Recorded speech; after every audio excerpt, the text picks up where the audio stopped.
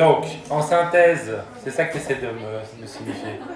On va faire un code comme ça, tu fais comme ça, tu tires 4 fois sur les oreilles vers le bas, puis 2 fois sur le nez, et puis tu clignes 4 fois des yeux. Ça va? Et alors je comprendrai. Ou pas.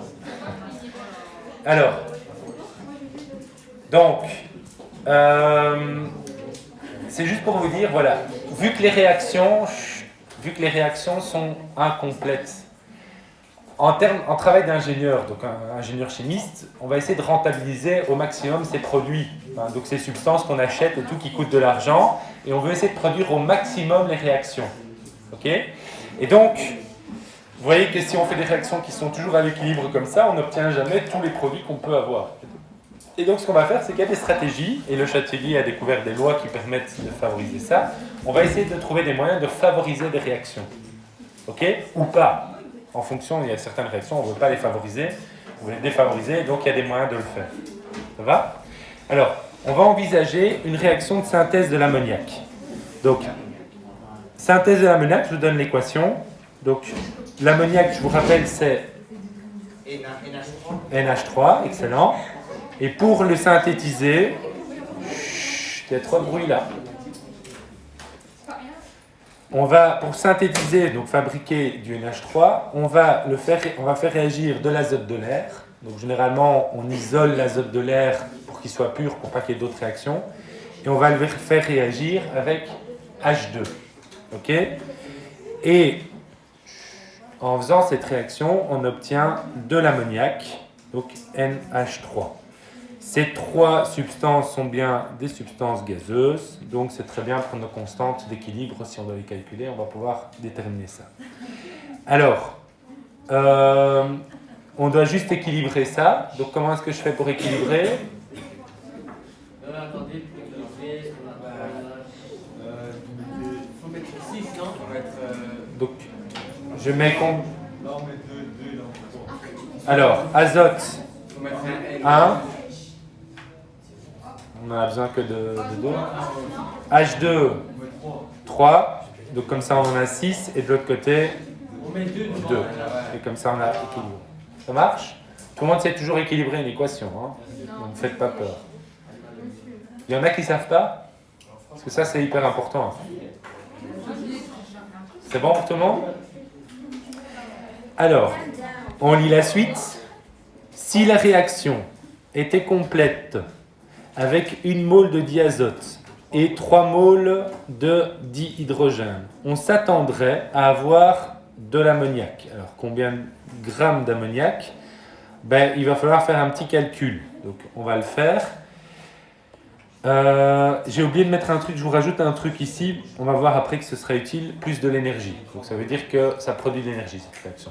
Je reviendrai. Donc, qu'est-ce qu'on nous dit? Le nombre de moles de NH3. Donc, si on fait réagir 1 mole avec 3 moles, ok, on va avoir combien de moles de NH3? Donc, si on fait 1 mole d'azote avec 3 moles de H2, donc je suis occupé à lire. Si on fait réagir 1 mole de N2 avec 3 moles de H2, on obtient combien de moles de NH3? 2 moles de NH3. Ok? Donc si on a N de NH3, c'est égal à 2. Petit rappel vite fait, je vais le faire en blanc. Petit rappel vite fait, pour trouver la masse, c'est quoi? Donc N est égal à M sur MM, donc M est égal à N fois MM. Ok? Donc comme ça, on a la formule. Donc la masse, ce sera 2 fois... Tout le monde suit? Pas se perdre? Oui, mais on a déjà vu ça. Hein? 150 fois. Donc, la masse, si vous voulez calculer la masse de NH3, on va simplement faire le nombre de moles de NH3, c'est-à-dire 2, fois la masse molaire.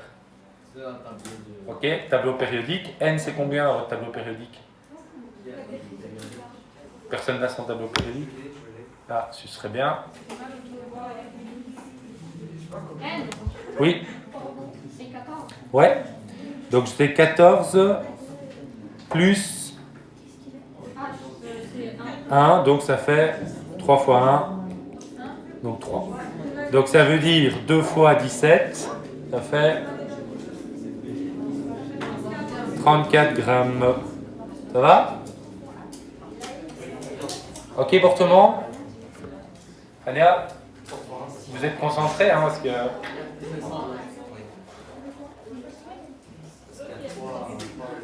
Les filles, est-ce que c'est bon? C'est clair? Tout le monde? Ok, donc ça c'est ce que je vous avais rappelé dans l'autre exercice. Hein. Ça va? Donc ici, on peut compléter ces 34 grammes. Qui se plaint? Ah, pardon. J'avais oublié qu'il y avait des gens qui étaient plus là. Je blague. Concentré, hein. J'aimerais bien avancer là-dessus. C'est bon, je peux noter, je peux passer?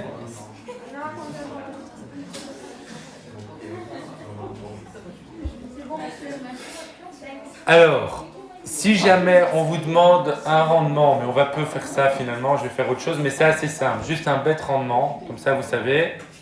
Donc, c'est, et notez-le, je vais vous le dicter, le rendement en produit, c'est quoi? C'est le rapport entre la masse de produit obtenue, c'est le rapport entre, on ne rigole pas,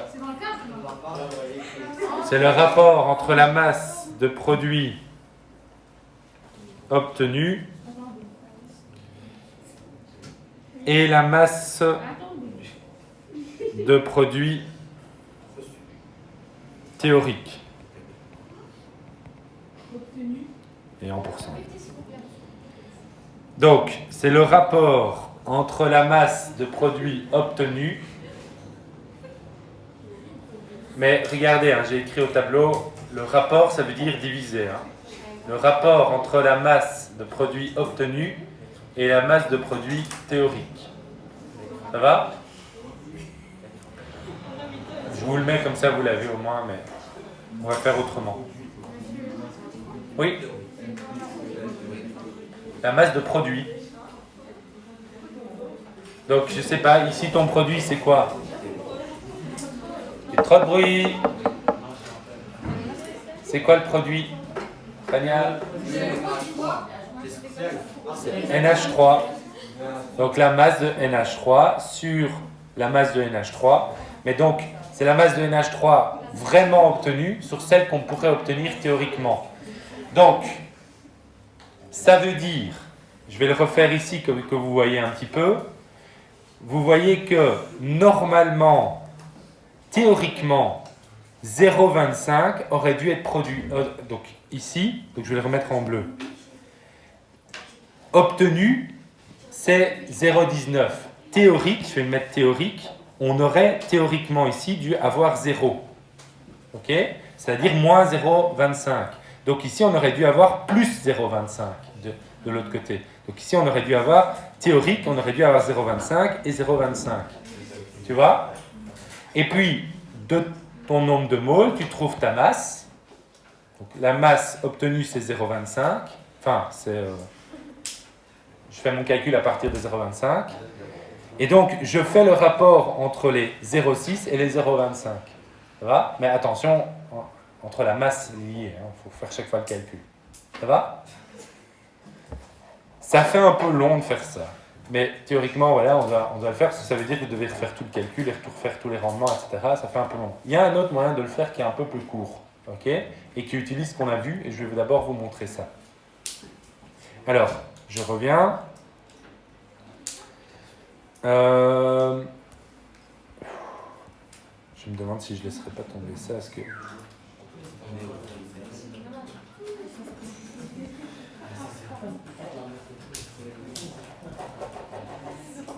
Donc, je sais ce que je vais faire. Parce que comme ça, je fais un peu de théorie et puis vous entraînez un peu, je reviendrai dessus après.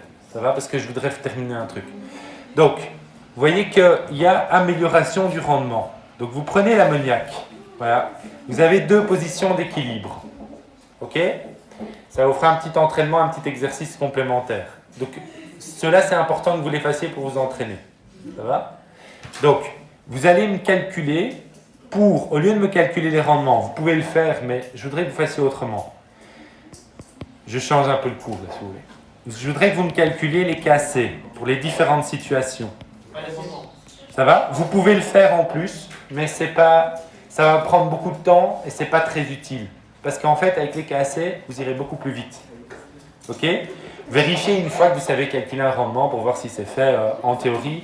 Mais je vais plus m'organiser sur les... Je préfère que vous sachiez faire ça. Mais monsieur, elle est où l'équation? Donc, l'équation, elle est là. Ok? Vous l'avez noté. Donc, je voudrais, au lieu de calculer les rendements pour les différentes positions d'équilibre, vous me calculez les KC. Et vous utilisez tout ce que je vous ai appris précédemment pour me dire, en fonction de l'évolution des KC, est-ce que la réaction se fait mieux, plus dans un sens ou plus dans un autre sens? Ça va? Donc, je vous rappelle, avec les KC, si un KC est très grand, plus le KC est grand, plus la réaction se fait du côté des produits. Ça va? Plus il est faible, plus elle se fait du côté des réactifs. Ça va? Et vous comparez les KC et vous me dites, bah tiens, il y a telle réaction qui se fait mieux que d'autres. Ça marche? Tout le monde a saisi? Oui? Donc comme ça vous fait un bon entraînement et puis après on voit si vous avez vraiment compris un exercice dans son ensemble. Ça marche? Alors du coup, l'évolution du rendement, je le laisse, mais je vous dis juste, enfin non, je laisse tomber ça.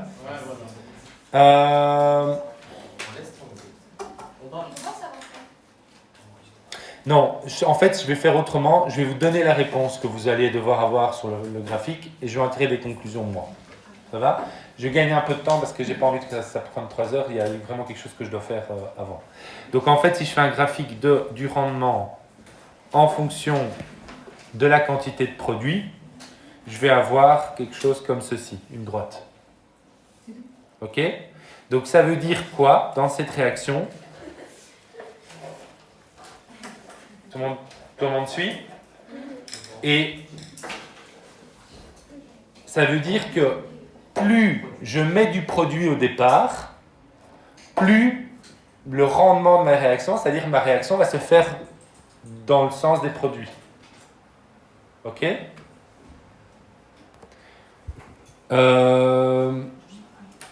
Non, c'est bizarre ça. C'est pas juste ce que je viens de dire. Oui, attendez.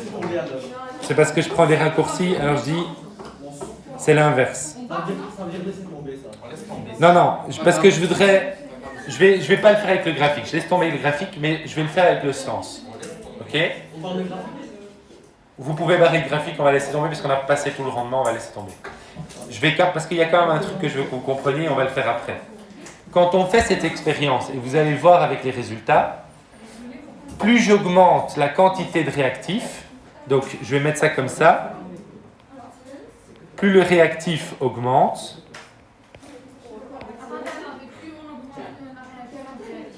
voilà. Donc ça veut dire plus on rajoute de réactifs au départ, plus la réaction directe est favorisée. Si vous avez barré, vous avez corrigé ce que vous avez fait. Non, j'ai barré. Parce que comme j'ai pas fait le rendement, etc., et en fait, vu que vous n'avez pas le calculé, vous allez le faire avec les KC, donc c'est plus pertinent que je laisse tomber ce truc. Quoi? Donc je répète. Plus vous augmentez la quantité de réactifs, ok, plus la réaction directe est favorisée. C'est ce qu'on remarque en faisant cette expérience-là. Donc quand on fait tous les calculs, etc., et ce que vous allez voir. Ok? Alors,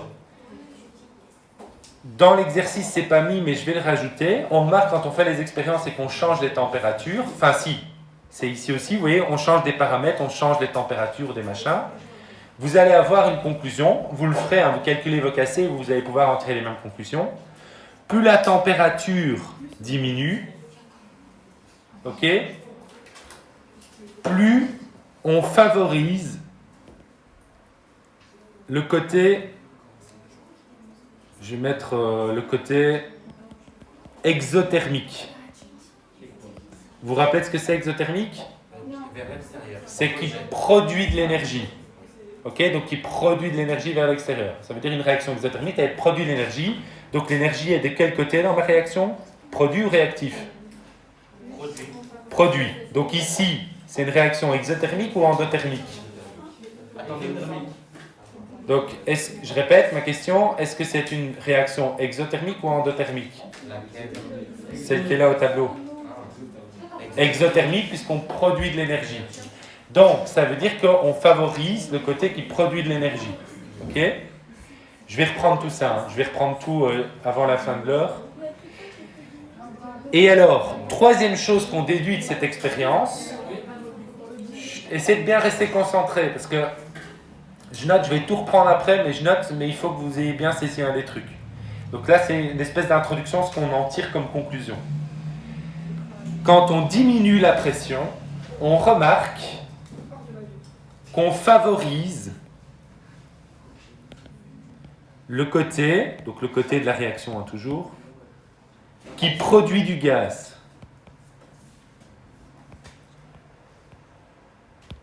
Donc quand on diminue la pression, on voit qu'on favorise le côté qui produit du gaz. Ok? Donc, je vais maintenant reprendre tout ça avec les lois. Donc, je vais les reprendre avec les lois, de manière systématique, où vous verrez tous les cas. Comme ça, je suis sûr que vous comprenez bien. Quand vous aurez bien compris tout ce que j'ai fait, je voudrais que vous reveniez. Donc, vous allez faire l'exercice, vous reveniez et que vous essayez de voir que vous arriviez bien aux mêmes conclusions que moi. Ça va? Vous comprenez l'idée? Donc, ça va? Tout le monde a noté? Donc si vous n'avez pas encore tout saisi ici, c'est pas complètement grave. Ce qui sera important, c'est qu'après, quand je vous referai la synthèse avec tous les cas, que vous allez revenir, vous allez faire vos cas assez, vous devez réussir à être capable d'arriver aux mêmes conclusions. Vous voyez l'idée? Donc j'ai un peu changé la façon de le faire, mais comme ça, ça vous fait un entraînement. Alors, principe de Le Chatelier. D'abord, je vais vous énoncer. Donc, chimiste français, Je vous énonce la loi. Tout le monde écrit? Si j'accélère, enfin je mets un peu le rythme parce que je vais arriver à faire tout cet ensemble-là. Hein, c'est pour ça que... Parce que si vous avez compris ça, vous êtes tranquille. Dans le cadre, ou si vous n'avez pas assez de place à côté. Si une modification... Donc si une modification... Oui. Modification. L'autre mot n'existe pas. Modification de la concentration, de la température ou de la pression. Une modification de la concentration, de la température ou de la pression est imposée à un système chimique. Est imposée à un système chimique à l'équilibre.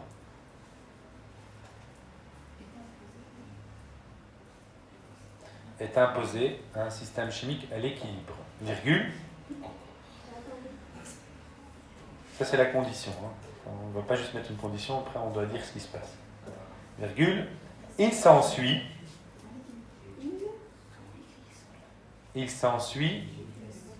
une réaction chimique. Il s'ensuit une réaction chimique qui s'oppose. Il s'ensuit une réaction chimique qui s'oppose en partie à la modification.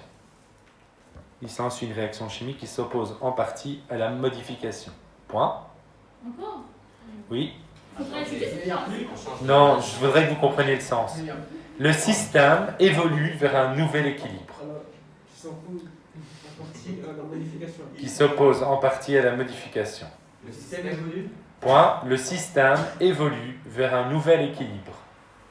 Le système évolue vers un nouvel équilibre. Ne vous inquiétez pas, je vais vous expliquer ça dans les détails. Ok? Alors maintenant, il faut bien suivre ce que je vais dire pendant un moment. Ça va? Juste en dessous. Donc on va travailler sur chacune de ces modifications. Une fois que vous allez comprendre le truc, vous allez savoir tout faire comme ça et vous allez tout comprendre. Mais il faut bien accrocher dès le départ. Ça va? Tout le monde suit? Attendez, oui. Tout le monde est prêt? Donc, je reprends. Modification de la concentration. Donc, je vais mettre n'importe quelle réaction. Réactif devient un produit. Alors, je vais le faire, vous allez voir pourquoi. Je vais le faire 4 fois. Parce qu'il y a 4 possibilités, comme ça vous voyez toutes les possibilités. Donc, réactif devient produit. Réactif devient produit. Réactif devient produit. On va faire la même chose de l'autre côté après. Enfin, pour les autres, la température et la pression. Alors, regardons d'abord. Donc, modification de la concentration. Ça veut dire si, je vais prendre le premier cas. Ça va?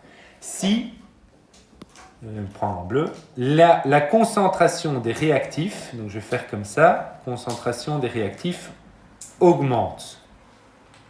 Ok? Tout le monde suit? Donc ça veut dire, vous avez un truc à l'équilibre, et en fait vous rajoutez du réactif. Donc ça veut dire que vous augmentez la concentration de vos réactifs. Tout le monde suit? Ouais? Eh bien, naturellement, qu'est-ce qui se passe? La réaction, donc là je vais reprendre la phrase, on modifie la concentration, il s'ensuit une réaction chimique qui s'oppose à la modification. Donc chaque fois, le principe de Le Chatelier, c'est vous faites un truc, le système, qu'est-ce qu'il va faire? Il va s'opposer. Il va faire, on fait l'inverse. Comprenez? Donc, si je rajoute des réactifs, quel est le côté de la réaction que je vais favoriser? Le côté qui va fabriquer des produits. Ok? Je rajoute des réactifs, mon système, qu'est-ce qu'il fait? Il s'oppose, il va faire, ok, tu rajoutes des réactifs, moi, je forme des produits. Comprenez? Donc, on va avoir la flèche comme ceci. Enfin, je le mets ici pour vous montrer que l'équilibre se déplace vers les produits. Donc, vous voyez que vous avez une réaction à l'équilibre et vous voulez avoir plus de vos produits, qu'est-ce que vous faites? Vous rajoutez les réactifs. Et du coup, vous aurez de plus en plus de produits. Vous voyez? Tout le monde comprend? Et on peut augmenter les rendements de ces réactions comme ça. Alors, voyons voir si vous avez saisi. Imaginons maintenant que je diminue les réactifs, la concentration des réactifs. Qu'est-ce qui va se passer? Je vais juste faire ça ici, comme ça reste au-dessus, comme ça. Ça va se déplacer vers les réactifs. Ça va se déplacer vers les réactifs. Vous enlevez des réactifs, donc qu'est-ce qui va se passer? La réaction va se déplacer vers les réactifs. Ça marche? Tout le monde a saisi? Tania? Monsieur, pour le premier, vous avez écrit H. De quoi? Pour le premier, c'est H qui augmente. C'est pas H, c'est R, c'est les réactifs. Attendez, ça change bien. Donc, quand la concentration, écoute bien les mots, parce que tu as tendance à juste écrire ce que tu lis, écoute bien ce que je dis, le sens de ce que je dis. Et puis tu notes. Pas juste recopier, écouter, comprendre, puis noter. Donc, j'augmente, dans le premier cas, j'augmente la quantité de réactifs. Donc, j'augmente la concentration de mes réactifs. Ok? La loi de Le Chatelier nous dit, le système s'oppose à ça. Donc, pour s'opposer, qu'est-ce qu'il va faire? Fabriquer plus de produits. C'est le sens de ma flèche. Deuxième possibilité, je diminue la quantité de mes réactifs. Donc, j'enlève des réactifs. Qu'est-ce qui va se passer? Mon équilibre, ma réaction va faire, elle n'est pas d'accord. Je vais déplacer et avoir plus de réactifs. Déplacer mon équilibre. Vous voyez ça? Alors, je prends le suivant. Donc, je peux imaginer maintenant que j'augmente la quantité de mes produits. Ok? Si j'augmente la quantité de mes produits, qu'est-ce qui va se passer? Donc, exactement. J'augmente les produits, je m'oppose, je vais vers les réactifs. C'est un peu la tête de mule de la réaction chimique, ça. Le dernier cas, ce sera quoi? Voilà, les produits diminuent, et qu'est-ce qui va se passer? Les produits. Voilà. Vous avez pigé? Et en fait, une fois qu'on a compris ça, c'est ce qu'on observe dans la conclusion qu'on a vue. Donc, dans les expériences, quand vous allez voir les cassés, vous allez voir que les réactions se déplacent en fonction des modifications qu'on leur a apportées. Elles se déplacent selon ces règles-là. Ça va? Alors, ce n'est pas les seules modifications qu'on fait. On a aussi fait des modifications au niveau de la température. Alors, je reprends. je vais remettre réactif, produit, oula. Et alors on est reparti. Réactif, produit. C'est ce que je vais faire. Hop. Copier.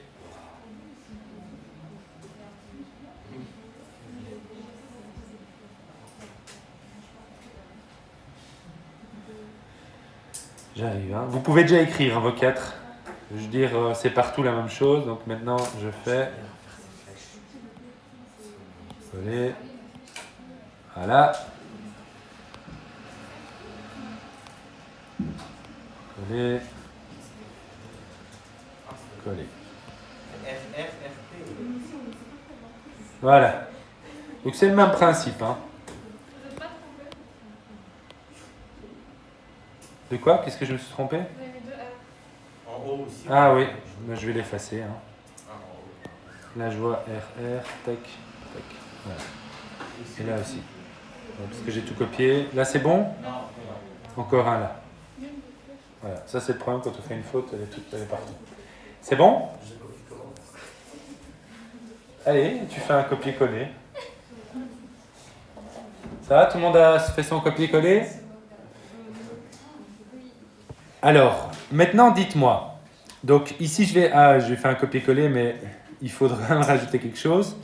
Donc, il y a plusieurs possibilités. Il y a des réactions exothermiques. Les réactions exothermiques, l'énergie se trouve de quel côté? De l'extérieur. Donc ça veut dire j'écris où vers R ou vers P? Vers P. Donc j'écris plus E ici. Plus E ici.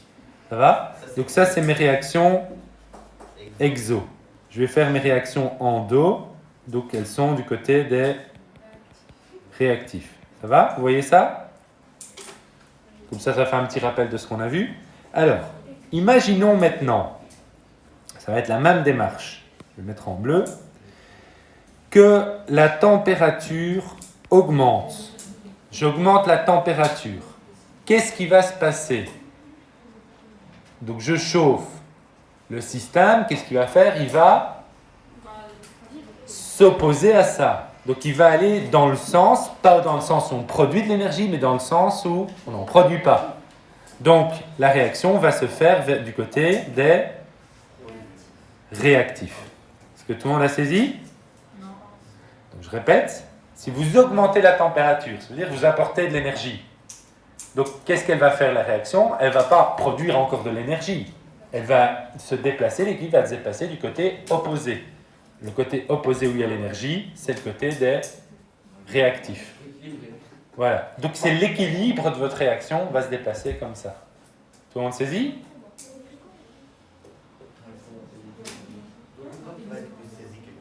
Est-ce que tout le monde comprend ce que je raconte? Pas juste noter. Hein. C'est comprendre qu'il faut faire. Hein. Alors, on a 10 minutes, on peut terminer ça et après je m'arrêterai sans doute. Il reste des exercices. Imaginons donc le suivant, cas suivant, donc dans cette réaction exothermique, qu'est-ce que je vais faire? La température va diminuer. Alors qu'est-ce qui va se passer si je diminue la température, je prends de la chaleur. La réaction, qu'est-ce qu'elle va faire? Elle va aller du côté exothermique, donc c'est-à-dire vers les produits. Ça va vers la droite. Ça marche? Tout le monde sait faire? Est-ce que vous savez anticiper le suivant? Si la température, donc on va refaire, augmente, ok? La température augmente, je vais aller valoriser quel côté? Le produit, le côté où il n'y a pas l'énergie. Ça va? Si la température diminue, je vais valoriser les réactifs, le côté où il y a l'énergie. Vous avez pigé? Facile, hein? Vous avez vu. Et en fait, ce qu'on a fait ici, c'est exactement ça. En fait. Ça va? Dernier point, modification de la pression. Donc, on va faire le dernier. Si j'augmente la pression, donc je vous rappelle, la pression, c'est une force par unité de surface. Donc, dans un certain volume, vous mettez une bulle, etc. Si vous augmentez ou diminuez la pression, en fait, ce qui va augmenter la pression ou diminuer la pression dans une réaction, c'est la quantité de moles de gaz. plus vous produisez du gaz, s'il y a beaucoup de gaz qui est produit, la pression va augmenter. S'il y a moins de moles de gaz qui sont produits, la pression va diminuer. Donc, d'accord ? Donc en fait, ce qui va changer ici, c'est si, par contre, donc voilà, je vais écrire comme ça. Alors attention, je vais prendre une précaution. Je vais mettre le côté gaz du côté des produits. Mais en fait, attention, ça ne veut pas dire qu'il n'y a pas de gaz dans les réactifs. Ça veut dire qu'il y a plus de gaz dans les produits. Ah, tiens. Ça veut dire qu'il y a plus de gaz dans les produits. Donc, admettons, s'il y avait une mole de gaz dans les réactifs, donc dans les coefficients stoichiométriques, et qu'on voit qu'il y a 2 moles de gaz dans les produits, ben, c'est du côté des produits. Donc, vous faites le delta NG. Ça va ? Tout le monde a saisi ? Donc, notez-le bien pour ne pas oublier, hein, parce que sinon, ça c'est un piège, on se dit, ben, il y a du gaz partout, oh, qu'est-ce que je fais ? Non, c'est du côté où il y a le plus de gaz. Ça va ? Et s'il y a le même nombre de moles de gaz avant et après, ben, on ne sait rien faire quoi, par rapport à ça. On ne sait pas changer l'équilibre. Donc, ici, je vais faire avec le nombre de moles de gaz comme ça. Donc, si ma pression, qu'est-ce qu'elle fait ? Elle augmente. Ça va ? Mon système, qu'est-ce qu'il va faire ? Il va aller vers les réactifs. Alors, j'ai oublié. Attends, je vais faire comme ça. P augmente. Donc, ça veut dire que mon système, l'équilibre, va se diriger vers les réactifs. Ça va ? Si la pression diminue, vers les produits. Oula. Alors, on refait la même chose. Si la pression augmente, alors là, je vais faire l'inverse, j'ai oublié de le faire. Si c'est au niveau des réactifs qu'il y a plus de gaz, si la pression augmente, qu'est-ce qui va se passer ? Ça va aller vers le P. Exactement. Et si la pression diminue, Vers le R. voilà. Ça marche ? Vous avez saisi ? Et après, on peut mettre des valeurs. Hein, quand je vous dis, tiens, j'augmente la pression, je passe de 0,5 atmosphère à 8 atmosphères, bah, vous savez que la pression augmente, vous regardez votre équation et puis vous savez. Est-ce que ça marche ? Yep, tout le monde a compris ? Alors, il reste des exercices comme ça. Entraînez-vous un petit peu et voyez, puis vous me proposez des questions la fois prochaine. Il nous reste quand même encore quelques semaines de cours. Hein. Ça va ? Je voudrais encore au moins faire cosmologie. Ça va ? J'avance dans cosmologie. Je vais réfléchir à si je fais l'interro avant ou pas, ou ce que je vais mettre comme matière à l'examen. Ça va ? Je vous dirai quand je serai libre. Ça va ? Maintenant, il reste 8 minutes. Alors, pendant ces 8 minutes, je ne vais pas avancer plus dans le cours, mais je voudrais que ce soit pas aussi bruyant qu'à la pause. Et j'aimerais, après vous voyez, mais que vous démarriez déjà à la limite les exercices. Si vous le faites à la maison, ça m'est égal, mais ce serait bien, je vous laisse du temps ici pour le faire. Ça va ? Donc l'exercice précédent. Ça va ? Bien.